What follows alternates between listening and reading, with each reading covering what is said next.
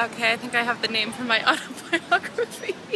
We were just leaving for the intermission. I'm at Mary Magdalene Markadamo's new piece at the San Francisco Opera. And this guy said, as he stood up to leave, majesty requires flow, which I think is an edict that we could all take into the, epochs of opera history, certainly. Also, he said if it was in a different language, if only if it was in a different language, because English is so ugly.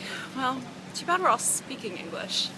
So it made me think actually a little bit, because there are sections where it just kind of goes on and on. It's like quasi-recitative, and but the beautiful thing is that it grows into these like massively lyric moments, and so by the time that you get into these sort of sumptuous things, and Sasha Cooke is just a fucking like brilliant actress, singer, and she's so sedate and also like, not sedate, she's subtle, and it's just her role in this is so beautiful, and the way that she sings in these very like earthy melodies is just totally gorgeous.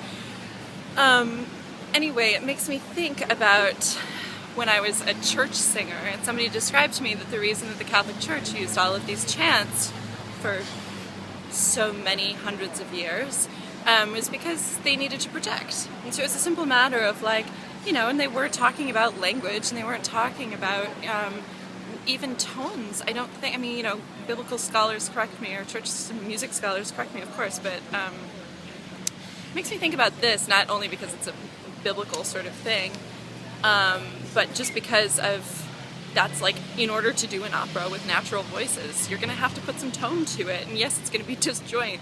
It's not going to have a tremendous amount of flow, because when we talk, it doesn't always have a tremendous amount of flow. But then when you get empathetic about something and you really get into the emotional content of something, you can have lots of flow, and you can have lyricism. That's what poetry is. And that's also what, that's where emotion starts to flow through the words, and in any language, the intention of that is going to speak through, I just think. So, I didn't say that to that guy. Maybe I should have turned around and given him this lecture series.